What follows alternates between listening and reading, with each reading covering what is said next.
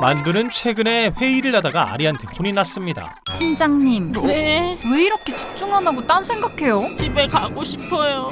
일해야지. 넌 팀장이잖아. 회의나 발표가 길어질 때면 자꾸 잡생각이 들고 괜히 배고프고 점심 뭐 먹을지 고민되고 졸리고 어제 본 드라마가 생각나고 나 설마 ADHD인가? 대체 왜 우리 뇌는 이렇게 산만하게 설계되어 있는 걸까요? 오늘의 교양만두 산만함입니다.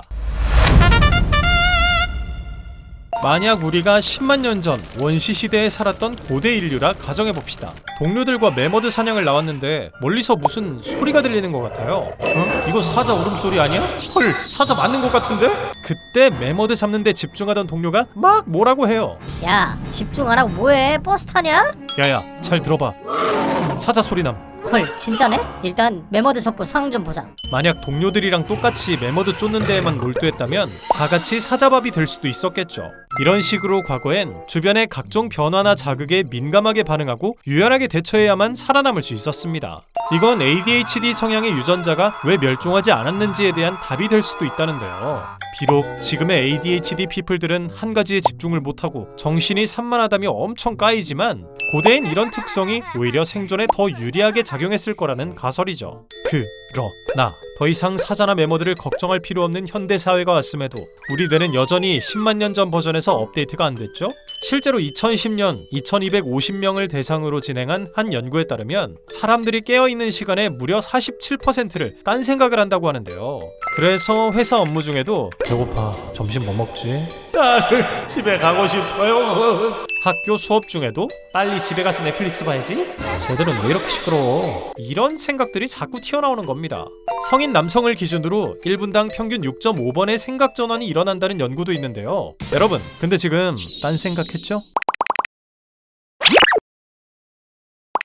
좋아하는 게임을 할 때나 도파민 쩌는 드라마를 볼 때 솔직히 옆에서 폭탄이 터져도 집중력이 깨지지 않습니다. 심심하고 지루할 때 우리는 딴 생각이 자주 들고 정신이 산만해지는데요. 이렇게 뇌가 무언가 집중하지 않고 특정한 목표 없이 휴식할 때 오히려 바쁘게 돌아가는 신경망이 있습니다. 이걸 기본 모드 네트워크라고 해요. 무언가를 상상할 때나 그냥 멍 때리고 있을 때, 명상할 때, 렘 수면 단계 등에서 활성화됩니다. 뇌 전체 에너지의 60에서 80%가 이 기본 모드 네트워크에서 소비된다고 하죠.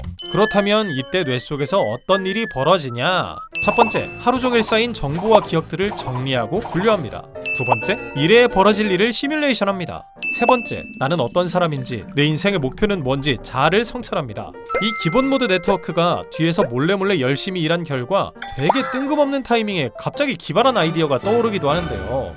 왜 아르키메데스가 목욕탕에서 유레카를 외쳤다거나 비틀즈의 폴 맥카트니가 꿈에서 예스터데이 멜로디를 얻었다는 얘기가 있잖아요. 의식적으로 애쓰지 않았는데 오히려 뇌가 창의적인 해답을 찾아준 거죠. 영국 센트럴 랭커셔 대학교의 샌디만 교수가 진행한 흥미로운 실험도 있습니다. A, B 그룹 각각 40명의 참가자들에겐 플라스틱 컵 2개와 이 컵을 창의적으로 활용해보라는 미션이 주어지는데요. B 그룹만 컵을 받기 전 15분 동안 전화번호부를 베끼는 지루한 작업을 해야 했습니다. 그런데 실험 결과 B 그룹이 창의적인 아이디어를 더 많이 냈다고 해요. 지루한 시간이 오히려 문제 해결에 도움이 된 거죠.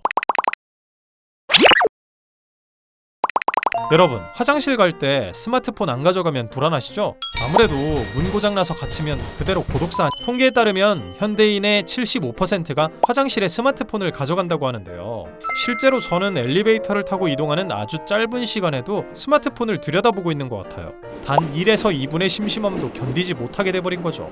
화장실에 있는 내내 스마트폰을 보면 당장은 시간을 낭비하지 않은 것 같이 느껴질 수도 있는데요. 하지만 우리 뇌는 쉴 새 없이 인풋을 받아내느라 과부하가 오고 더 많은 자극과 도파민이 필요한 상태가 된다고 합니다. 그럼 만약 화장실에 스마트폰을 안 가져가면 어떨까요? 할 일이 없고 심심하니까 시선이 이리저리 떠돕니다. 아, 모기다. 이제 모기가 나올 차리네. 극혐. 만약 똥 넣었는데 화장지가 없으면 어떡하지? 아, 오늘 야근각인데 8시까진 자료조사 다 끝내야겠다. 이런저런 잡념들이 자유롭게 이어지는 동안 뇌는 휴식하면서 더 좋은 생각을 위한 추진력을 얻을 수 있겠죠. 이 영상은 책 창조적 영감에 대하여를 감명 깊게 읽고 만들었습니다. 우리나라 사람들은 특히나 효율성과 생산성을 좋아합니다. 시간을 쪼개서 자기 개발이나 공부를 안 하면 인간 쓰레기가 된 것 같은 죄책감, 아마 다들 한 번쯤은 느끼셨을 거예요. 이 책에 따르면 효율적인 방법, 빠른 목표 달성에만 지나치게 몰두하면 뇌의 유연성이 퇴화하고 감정을 잘 느끼지 못하게 된다고 합니다. 좀 쉬고 멍 때렸다고 너무 자책하지 않으셔도 됩니다. 목적 없이 산책하고 휴식하고 혼자 망상하는 게으르고 비효율적인 시간이 오히려 삶의 여유와 좋은 영감을 가져다 줄 수 있으니까요. 지금까지 교양만두였습니다. 감사합니다.